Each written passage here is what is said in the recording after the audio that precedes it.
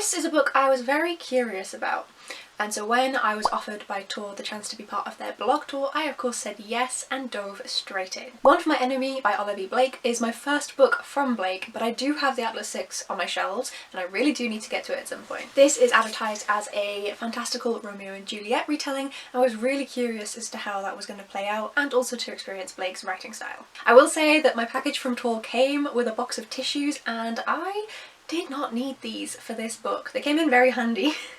But I didn't need them for this book at all.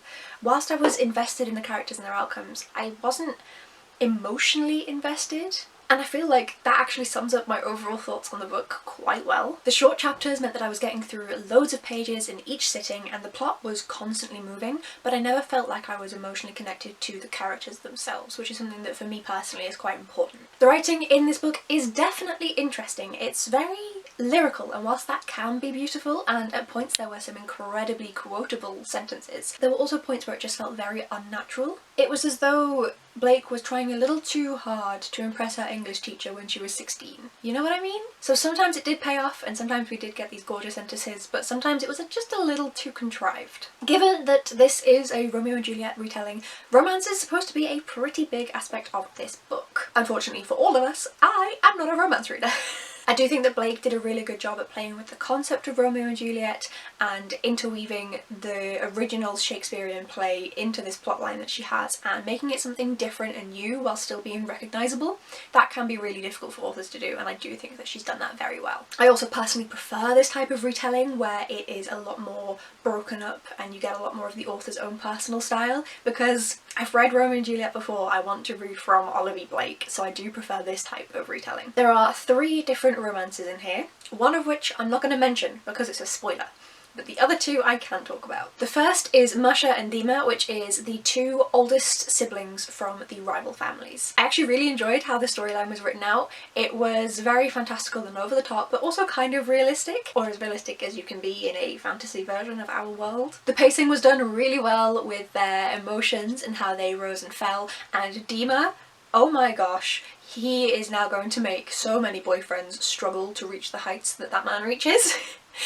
He's going to cause many men many problems. The second romance that I'm going to be talking about is between Sasha and Lev, and that is the one that we actually more focus on throughout the book versus between Masha and Dima. This is supposed to be the one that aligns more with Romeo and Juliet. It has the insta-love that is featured in the play, but the other romance does also use aspects, and I really enjoyed how they interplayed and were quite different romances whilst also being the same. Because of course it is a Romeo and Juliet retelling, the insta-love is a little less insulting than it can be in other romances. I have seen some people complain about it, and truthfully, it's a Romeo and Juliet retelling. What are you expecting, really? And on top of that, Sasha actually pushes Lev away a lot at the beginning, and I really enjoyed that aspect being included because we can see that she does have an attraction to him, and yet she still does push him away and doesn't want to dive in too quickly. Throughout this book, Russian and Slavic folklore are interwoven into everything, including on the magical side of things, and truthfully I know next to nothing about that. And so I can't speak to how accurate this may be. You would need to find someone who is very knowledgeable and probably from that region to learn about the Russian folklore and Slavic folklore and how well that's intertwined. However, from an enjoyment aspect, I did really like it. I imagine that for those who are more familiar with Russian folklore, there are a lot of Easter eggs interwoven in here that I will have missed out on. So definitely keep an eye out for that, and also from reviews from readers that actually know more. And also, one thing I did enjoy, the one little thing I do know from reading War and Peace, is that Russian names have the weirdest, to an English speaker, derivatives. Like, they make as much sense as Dick from Richard. And so I already, luckily, knew some of them from War and Peace. And it was really interesting to see them in here and to see them used at the different moments as and when certain people can call certain other people by certain names. It's a very complex system, and I really enjoyed seeing that interwoven. Something I was majorly disappointed about is that in this world, the Antonova sisters and the Antonova family, which is the female side of things, they have a shop that is open to the public, and they sell things like bath bombs and moisturisers and things like that that they actually imbue with magic. I want more of that. Oh my god, I want to see how those products are made, and I want to see the impact on people and how they end up coming back for more because these mortals who don't have the magic don't know what they're actually using. I want to see that. And on top of that, the Antonova sisters themselves, there's 6 or 7 maths, they all have different magic, and we barely touch on it. We do get a little bit from each of them, but there's so much more that could be delved into with their magic, and I feel like Olivie Blake has done slightly too well in the world building of the Antonova sisters. I want more just from them. Like, screw the romance. Please just let me follow the Antonova sisters. This is all I want in life. Despite that, it is for the best that it wasn't included because there were already a lot of plot lines in this book and that would have overwhelmed it.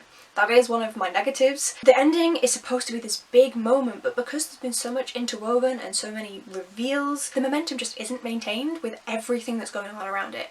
And whilst I do like that everything is wrapped up and we do get to the end of all the threads, having them all happen right at the end was a little much. And also they all involved major characters, and I feel like it possibly would have been better to kind of put some of these plotlines maybe on some of the other Antonova sisters so they weren't as major and it's not such an important part of the book. It was just a bit messy at the end and felt really chaotic and busy. Despite my complaints, this was a really fun and a really readable book, and it has made me a lot more interested in picking up the Atlas 6, although I'm pretty sure that that Dark Academia book is going to be very different from this Romeo and Juliet retelling.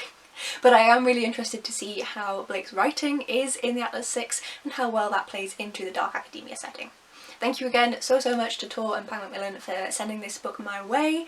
I did have a really good time with it. I'm giving it a solid 3 stars, which for me with a Romantasy is very high. And I did have a good time with it. If you'd like to see more thoughts for books that I read and other random weird book stuff, then please do hit subscribe below and hit the dislike button if you hated my video. Thanks for watching folks, and I'll see you in the next one. Bye!